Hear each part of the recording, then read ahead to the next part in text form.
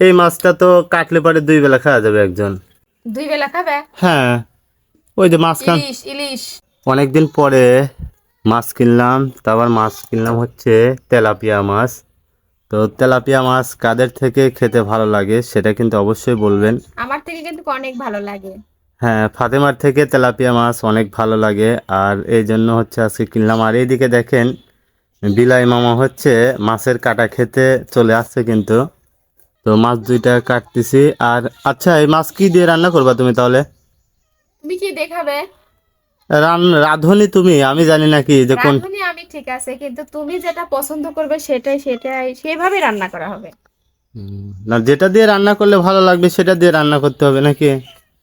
দেখা যাক, তুমি বা কি সবজি নিয়ে আসবা, কি দিয়ে রান্না করবো পরে দেখা যাবে। তেলাপিয়া মাছ দুইটা কিন্তু যাই হোক মোটামুটি একটু বড়ই ছিল। তো এটা হচ্ছে কেজি নিচে 200 টাকা কেজি। দুইটা মাছের দাম পড়েছে হচ্ছে 170 টাকা, তাই না? হ্যাঁ।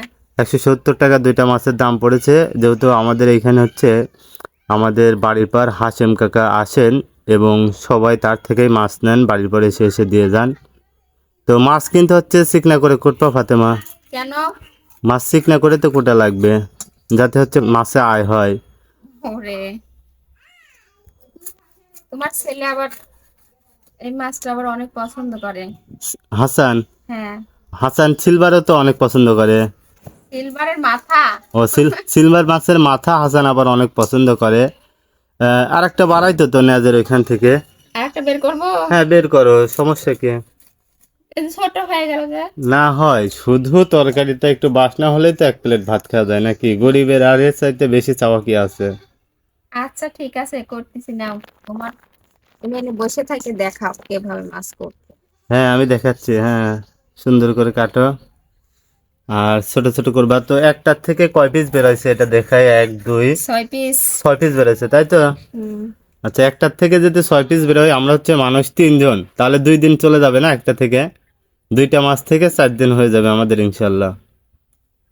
আর এই যে দেখেন বিলাই কিন্তু মাছের যে লাড়ি আছে সেটাই বিলাইকে দিছি।